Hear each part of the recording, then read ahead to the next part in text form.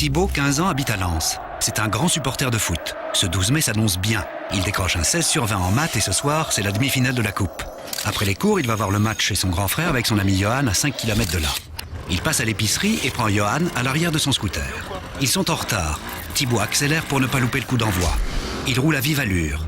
À un croisement, un camion arrive sur la droite, il est prioritaire. Le scooter freine, mais trop tard. Il ne peut pas éviter le choc. Thibaut s'écrase contre le camion alors que son passager est éjecté à 5 mètres de l'impact. Thibaut meurt sur le coup. Johan, sur le trajet de l'hôpital, 40 minutes plus tard.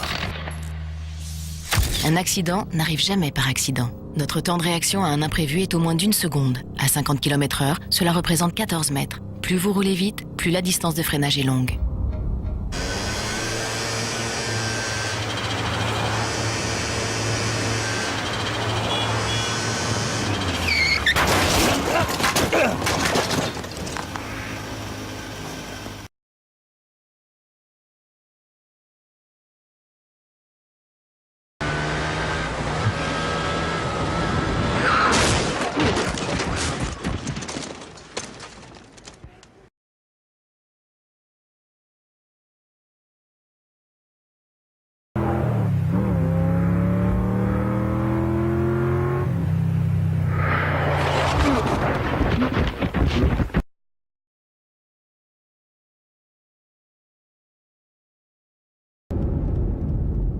Le Mans, 10h30. Nous sommes le 25 juin.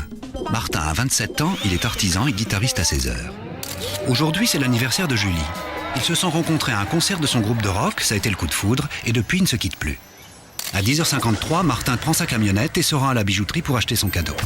Il roule tranquillement sur la départementale 307. Un scooter arrive derrière lui et déboîte légèrement pour le doubler. Au même moment, Martin tourne à gauche sans avoir mis son clignotant pour prendre la route des écoles. Le scooter heurte l'aile gauche de la camionnette.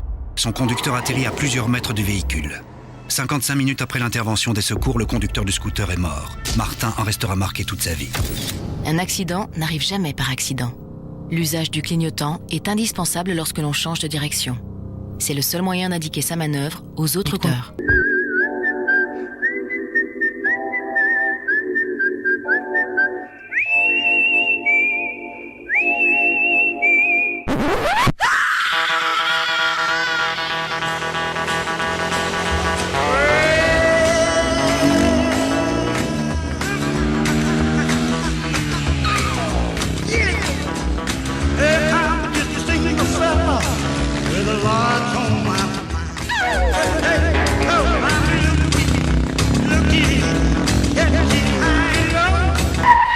C'est fini, oui.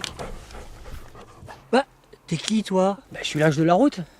C'est quoi, ça? Ah, c'est bon, c'est un bouton que j'ai eu hier. Mais non, ton auréole, elle est bizarre. Ah, bah, c'est parce que je suis l'ange qui met du gaz. Mais qu'est-ce qui t'a pris tout à l'heure? Virage, gaz, attaque, arsouille, et glisse, trop tard, patapette. T'es un grand malade, toi. Tu sais que des motards, j'en ai réceptionné plus de 800 l'année dernière. Des mecs qui se tuent, parfois, en race campagne et même par beau temps. Bon, on va reprendre depuis le début. Dans un virage comme ça, tu fais quoi, toi? Je freine comme un kleps et je me jette à la corde.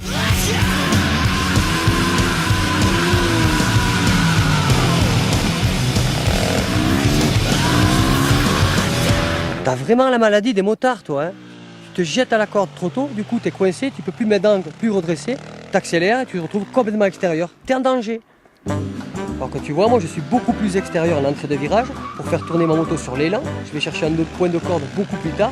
Et du coup, quand je réaccélère, je reste sur la partie de la voie qui m'est permise. Bon, t'as compris comment il faut faire? Allez, une petite récompense. Parce que je les aime bien, moi, les motards. Mais ça reste quand même de sacrés clients, responsables aux 2/3 de leurs accidents mortels.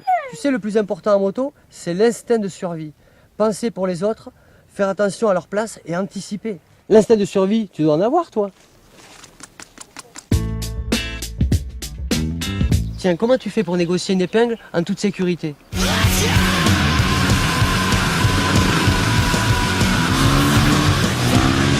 T'es vraiment un clébard de l'attaque. Une fois de plus, t'es trop tôt à la corde, t'essaies de prendre ça comme un virage normal avec de la vitesse, tu fais pas tourner ta moto, en sortie tu te retrouves complètement à l'extérieur de la chaussée, avec trop d'angles. S'il y a bien un endroit où tu peux te permettre de mordre de l'autre côté de la chaussée, c'est dans l'entrée d'une épingle à cheveux.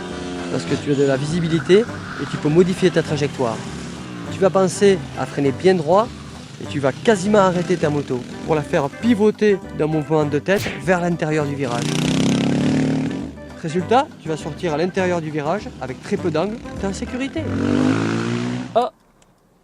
C'est bon, c'est un bouton, on va pas y passer la journée. Mais non, Saint-Cierge, votre auréole, elle clignote. C'est parce que je viens d'avoir une idée. Tu me fais marrer toi avec ta 450 et ses 61 chevaux. Mais tu sais que là-haut, moi, je roule avec une Yamaha R1. Ça te dirait d'essayer? Oh oui, oh maître, mon maître, oui. Pouvoir freiner plus fort, passer plus vite en virage. Oh oui, mon maître, une R1, s'il te plaît. Ok, je te la prête.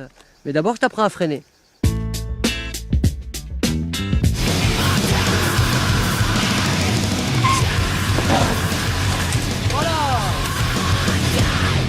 Un prêt de moto ou le changement pour une plus grosse cylindrée, voilà exactement le genre de situation où tu vas te surexposer pour avoir un accident.